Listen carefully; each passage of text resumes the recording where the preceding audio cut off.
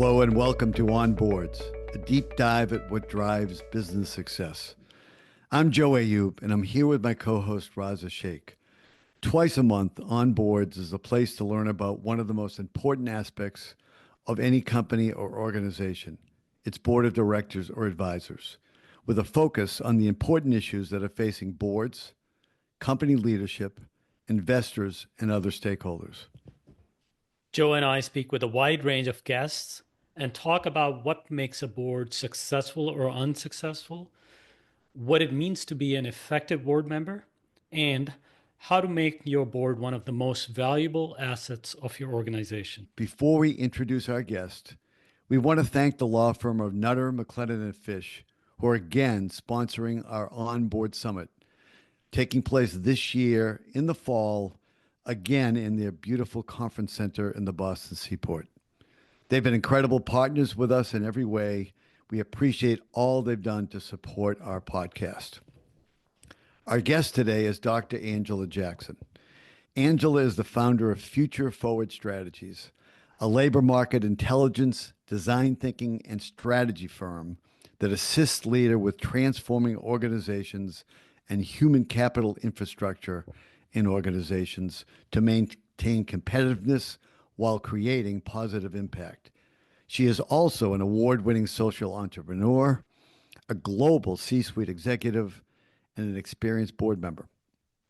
Angela is also a lecturer at the Harvard Graduate School of Education and senior advisor to the Harvard Project on Workforce. Among the boards on which Angela serves is the board of Needham Bank, located outside of Boston, a board on which I also serve. And she is the author of a new book entitled The Win-Win Workplace, which will be published on March 11th. There is a book launch event hosted by Nutter, McLennan and Fish and co-sponsored by the Onboards podcast, which is scheduled on March 26th, also in the beautiful conference center at Nutter's office in the Seaport. Angela, welcome. Thank you for joining us again. It's great to have you back as a guest. Oh, it's so great to be back, Joe and Raza. Thank you for the invitation. So let's start with the book, The Win-Win Workplace. We heard about it when you were on last year, and now it's being published. Very exciting. What led you to write the book? What inspired you to write the book? Yeah, I feel like I started writing this book when I was born. I was raised by my grandfather who worked at a Chrysler factory an hour outside of Chicago. And I remember growing up and watching him when he worked at that factory, how he was like a Chrysler factory man. But I also watched when that factory closed down and left our community.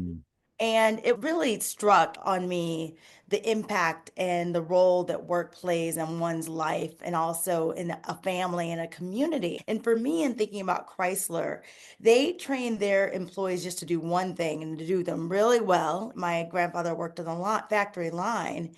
And for me, it was thinking about what if we shifted that? What does it look like when companies actually invest in their workers? And what does that do around sustainability and innovation? And it's something that I've researched for over a decade now. Wow. So the book has been gestating for years. That it's exciting. I love the book and I love what it says. Great to hear that the background goes so far into your earlier life. That's beautiful. Before we talk about the book itself, let's talk about a couple of things that kind of are background to the book. One of the things we wanted to talk about is the political impact on HR of federal policy. How do federal government policy changes impact people policies?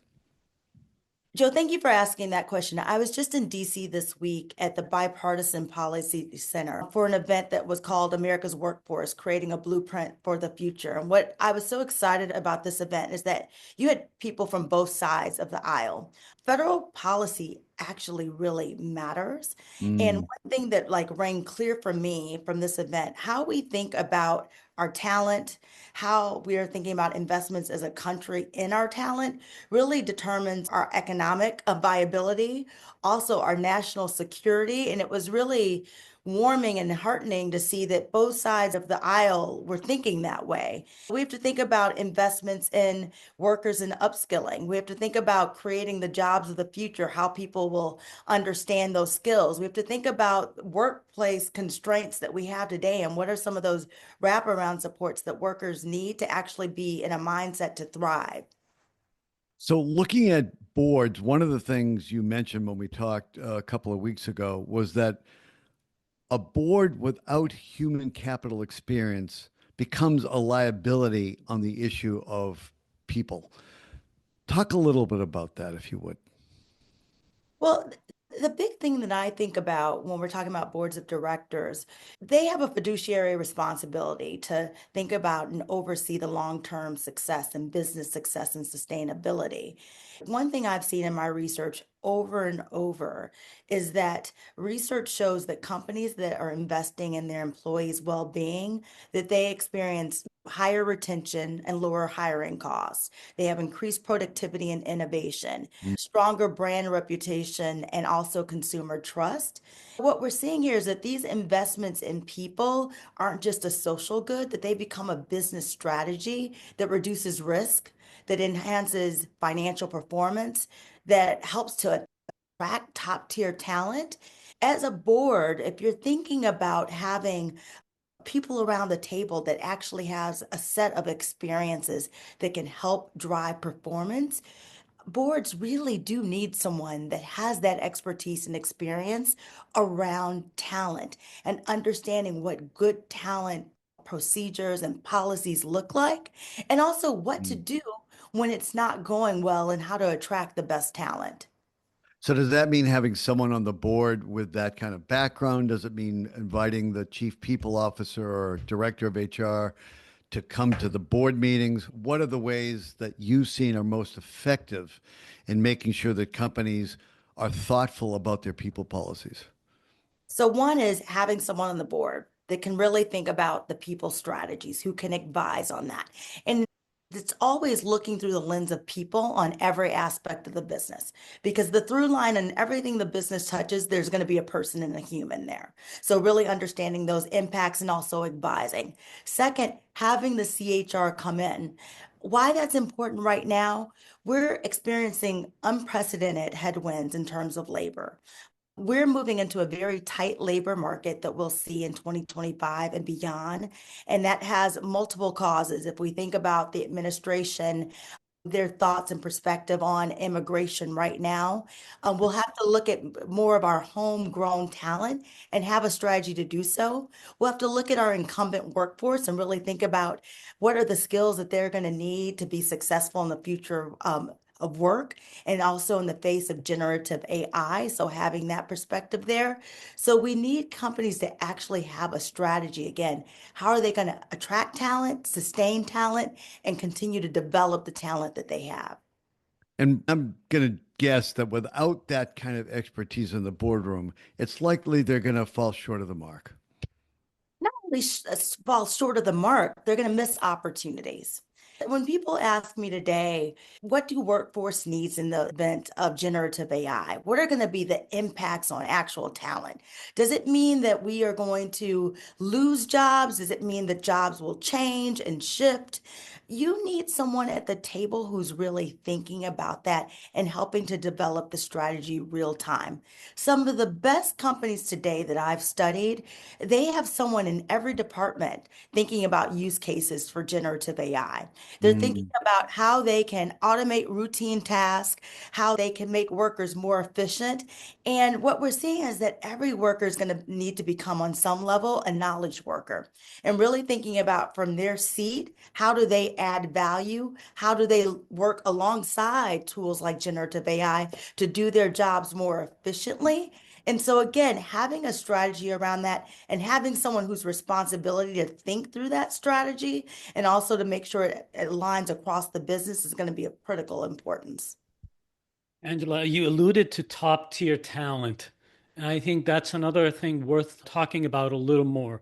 How can employers and companies attract and retain top tier talent, especially in the tightening labor market? What are some of the things they ought to do or think about?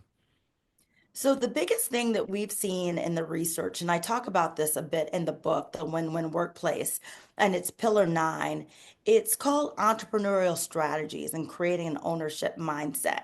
So when you have a top tier player, what they're doing is that they have some ownership in the business. They feel passionate about the role. They're doing a fantastic job. What are the structures and policies that you have to give them the runway to innovate, to bring some of their expertise to bear? Some of the best companies are actually integrating that into their procedures and policies. If you even think about Google, what they do about 20% time, where top employees can have 20% to innovate, to identify problems of practice for the business, to introduce new businesses. Top tier talent will always have optionality. Mm. There's another big trend in the workplace now when we talk about return to work. Again, top tier talent and what we're seeing across corporations with the widespread return to office mandates, many companies are losing their top tier talent. Why is that? Top tier talent has optionality. They know that Mm, they can go to another place. So mm. forward-thinking businesses are being more flexible. They're thinking about how we retain them. They're thinking about how we can leverage more of their insights and how we can take these top-tier talent to motivate other talent throughout the organization. And when you talk about ownership mindset, in addition to literally owning a piece of the company, such as stock options or units, you're talking about empowering them to be owner of the part of the business that they are helping run. That's correct, Raza. So there is the actual ownership. Also, what we've seen with our research is that when an employee feels that they have a voice and say in the matters that matter most to them, they are having a sense of ownership and that they're part of this. So that goes beyond even a paycheck or dollars. They want to make sure that they have an opportunity to actually influence their work. We're seeing that companies that are building structures to do that, they're retaining top players. They're having more innovation. They have policies and practices where employees at any level not only can come and bring their ideas and see them implemented. You did some significant research on Fortune 500 companies in a published study called Competitive Advantage of the Win-Win Workplace, which was released last October. Can you tell us what was that study about? What did it address? And what were some of the conclusions that you came to as a result of the study? The biggest thing that we wanted to do was really shift this conversation from investments in working, from the moral thing to do or the charitable thing to do. We wanted to see if there was a correlation to the business case and economic case for doing this. So we looked at 355 of the Fortune 500 companies to identify what practices and strategies they were leveraging to invest in their employees. So think about reimagining benefits, centering worker voice, putting in structures for ownership and entrepreneurial structures. We Mm. identified 9 of these practices, and these are the ones that we identify in the book that's forthcoming.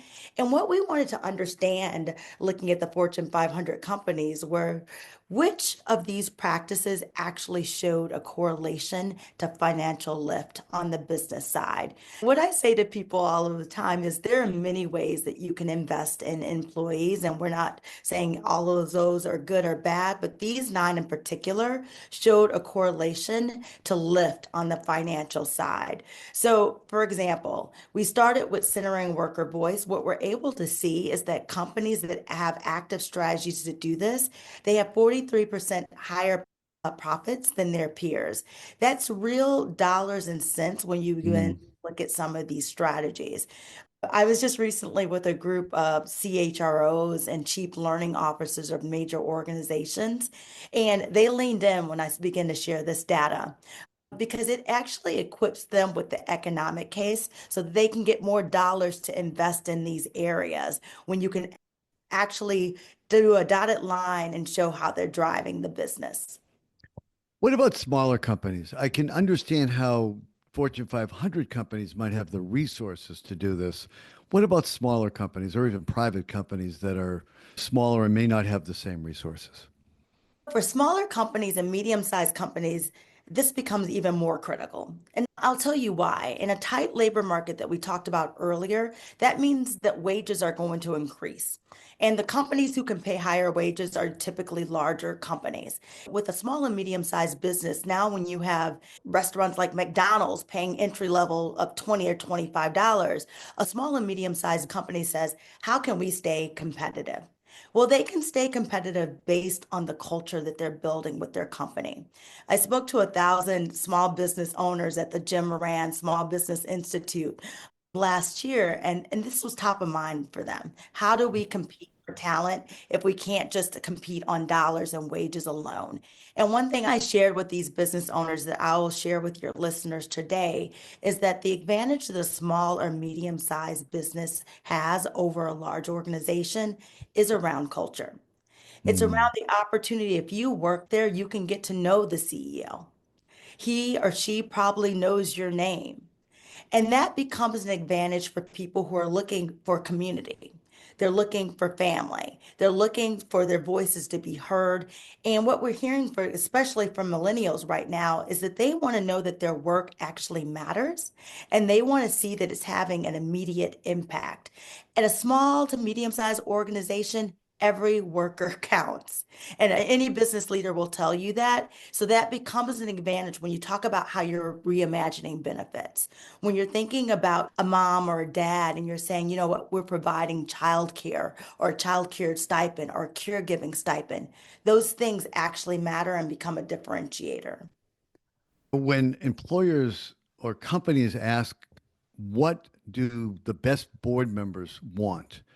What I tell them is they want their voices to be heard. They want to know that their opinions will actually matter.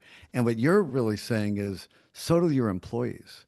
It's not just the board members. People in a smaller company or a mid-sized company actually might have an opportunity to think that the voices are being heard. In a Fortune 500 company, that's a real challenge. It absolutely is a challenge. And I was with the CEO of a manufacturing company in Cleveland, Ohio. And as I was talking to the CEO, he said one thing he prides himself on was he was like, I know everyone's wife's name.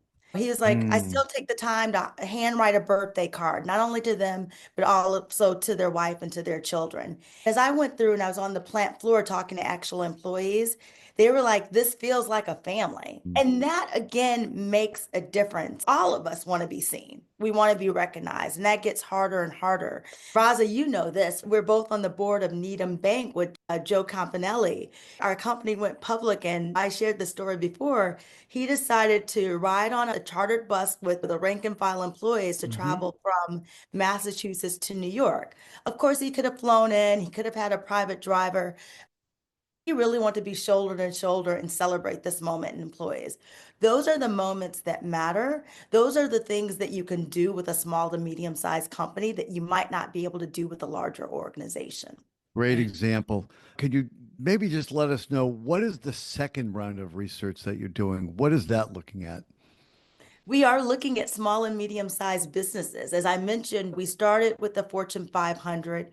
What we want to understand now with these 9 strategies are what does it look like for a medium-sized business? And answer many of the questions that you said, Joe. What are the costs? How do you implement?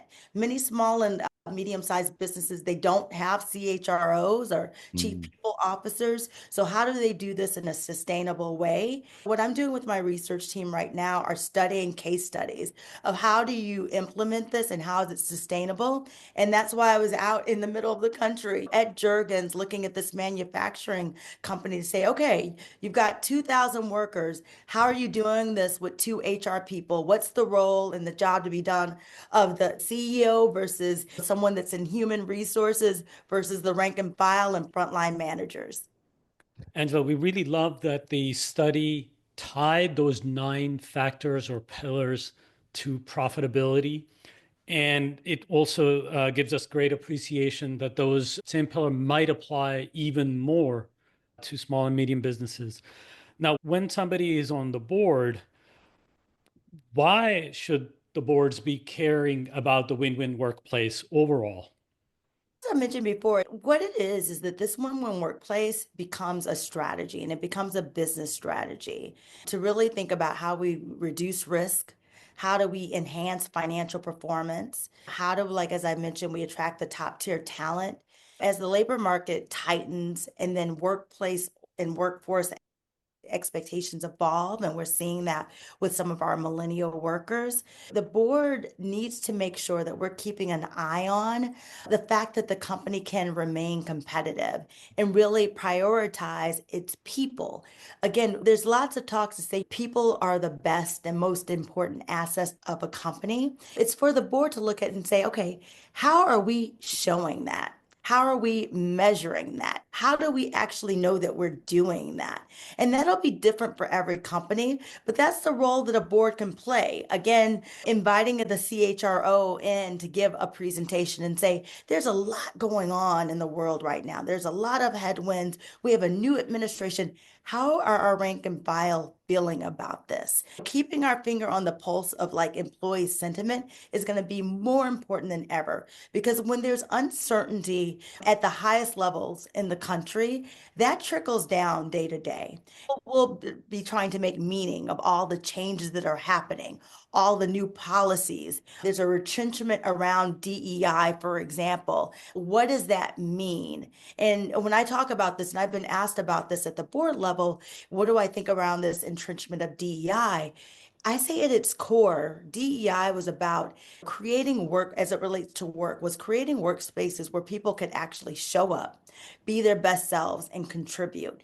I'm not going to die on the sword of an acronym, but what I say to other board directors and other leaders is, at its essence, how are we continue to maintain that spirit? Because if you take that away and you lose that, that's a missed opportunity. And it's a mistake for companies not to think about how can people show up fully and be in a mindset to do their jobs. That should be our number one priority in thinking how we build these workplaces where people can thrive. Very well said. It reminds me of that saying, take care of your people who will take care of your product, and customer that will take care of your profits. Don't we understand that when you talk to someone, you call in customer service, you get someone who's talking to you, that's a frontline ambassador. Are they happy? Are they in a bad mood? You know, when you go into places like Trader Joe's, for example, people go there because of that frontline customer Mm. employee experience. We have to keep remembering that. Our employees are our ambassadors. They're on Glassdoor, they're on LinkedIn. There's so many channels where they're going to share their thoughts, and they have so much influence. And so we just want to make sure that they're feeling good, that they're feeling included, and they feel like we're creating a workplace to the best of our abilities where they can thrive. I think looking at DEI as an acronym, but really looking further to what it is supposed to accomplish is the best way to look at it. How we look at boards. We're not looking for diversity's sake. We're looking for diversity of perspective because it makes a board better. And that is something that doesn't go away with a change in policy. I think that was really well said. So, what do you think the most effective ways a board can hold leadership accountable for employee well-being and long-term business sustainability?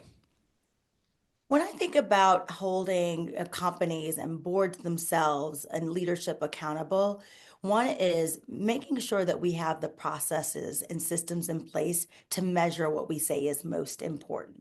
So Mm, if you think about requiring executive leadership to present what they're doing on their workforce investment strategy, how they're thinking about their talent pipeline development, what metrics that they're using and watching and monitoring to understand employee engagement and retention.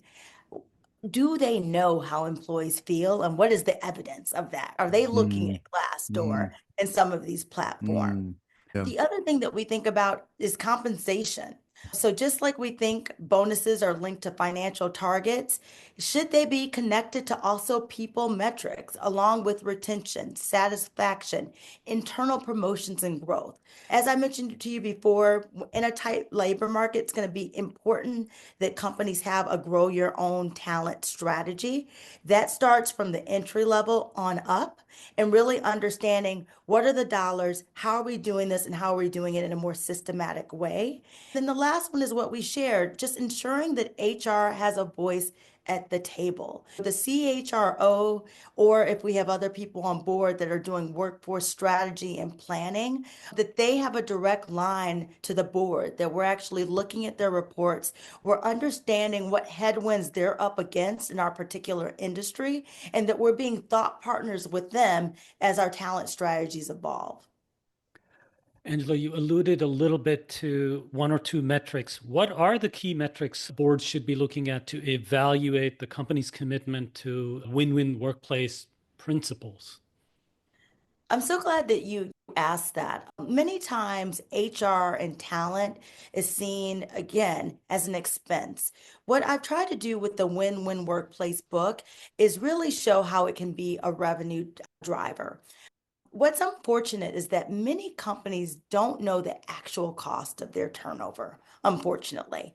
And so Mm. getting to really understand talent costs, turnover costs are going to be really critical, and beginning to watch those and have those in dollars and cents. Looking at employee retention and turnover rates, really understanding the high turnover rate, that's a signal that there's some disengagement there, there's a misalignment with the company culture. Thinking about internal mobility, thinking about how we're growing our own talent. We see that companies who are growing their own talent, that helps to reduce turnover. You have increased loyalty because people want to stay, and you're getting more value out of those employees because they really understand the culture and the job to be done. The other thing that we're looking at is just employee engagement and well-being scores. So again, what we saw during the pandemic was really eye-opening, and sometimes we quickly forget some of the lessons we learned that were good lessons during the pandemic. We really were brought into people's home in Zoom. We checked in with them. We were concerned about their health, their family. Many times we forget that the things that are happening in one's personal life directly impacts how they are able and their ability to show up at work. So making sure that we're remaining to be empathetic, that we're keeping our finger on the pulse of how our employees are doing at work and outside of work, and understanding when there are barriers that are coming up that can impact work, that employees are setting up a strategy to address those. And this is such an important point. There was a New York Times article several months ago about a social worker in Washington State that was experiencing housing insecurity. And she was living outside of her car. And her day-to-day job working for the state was to go in and to counsel others and to be a social worker. How can a worker do that if they're facing housing insecurity? We're seeing some companies on the leading edge of that. So they're reimagining benefits to think about housing stipends, down payments so people can actually afford to live in the communities where they work. And in communities, I live here in Massachusetts where housing is high, transportation is expensive. These are things that every board and company should be thinking about to make sure that, again, not only can they attract talent, but this talent that come in, especially entry level, can afford to grow with them over the Mm. years. Angela, how do win-win workplace strategies help mitigate risk? We talk about one of the most important functions of a board is to help identify and address and mitigate risk for the company. What strategies can companies institute that will help mitigate risk? When we wrote this book, what the research said and what we saw looking across these companies is that when you're employing these win-win workplace strategies, it begins to protect the company from workforce instability. And that becomes a huge risk for companies. Can you find the right talent? Can they show up and be in the mindset to work? Reputational damage, like I mentioned on Glassdoor, LinkedIn, employees are talking, they're talking to each other all of the time. Having a vibrant strategy in companies who keep their finger on the pulse of employee sentiment can get ahead of anything of trouble before it comes down the pipe. The one thing that we think a lot about is avoiding labor crisis. Again, in a tight labor market, making sure that we have the talent that we need to innovate in the future. The second thing that we're seeing is the strengthening of brand trust. When you have employees out there, they're the ambassadors. When they love where they work and what they do, they're out there telling everyone. And they're our first customers when you think about it, if you're doing it the right way. One thing that worries me in this moment with the retrenchment of DEI and some of the other human-centered policies is that we are creating potentially a very litigious environment where if people are let go without reason or rationale, that we're not following the letter of the law, if we've decided to change our strategy overnight and decide that certain people can't work here for certain reasons or certain policies around gender, we need to be very cautious about that and about the decisions that we're going to make for a couple of reasons. One of them is legal, but the second one is our employees are watching. If 6 months ago you said inclusion was really important, and as a CEO, you said that you were investing in that, and then 6 months later, you send out an email and saying, we're dropping all of these policies. What that signals to your employee base is that you may be a bit fickle in your policy. It becomes that you're maybe a bit more untrustworthy. And what happens when employees don't entrust their leadership? That increases the odds that they can leave, that we see this whole phenomenon of quiet quitting, that they're waiting for the other shoe to drop. It's a distraction from them being focused on work and the job to be done. So again, we know that certain policies and procedures will need to be massaged. They will need to be looked at again, but we should always center one, the company's values. Also, we should stand for what we stood for 6 months ago shouldn't change 6 months later. Maybe we need to iterate it and do it in a different way, and there's an allowance for that, but we have to remain and stay consistent for our employees' sake. Yeah, if basic principles are important, they should remain important. Really well said. Thank you for that. Angela, it has been great speaking with you. Thank you for being back with us as a guest today. It's been wonderful to hear about your book. And thank you all for listening to On Boards with our very special guest, Dr. Angela Jackson. And remember, great book launch event at Nutter McClellan and Fish on March 26th. We hope all of our listeners, all of them, will be there for that day. Please visit our website at onboardspodcast.com. That's onboardspodcast.com. We'd love to hear your comments, suggestions, and feedback. And if you're not already a subscriber, please be sure to subscribe at Apple Podcasts, Spotify, or wherever you get your podcasts. And remember to leave us a 5-star review. And please tune in for the next episode of On Boards. Thanks.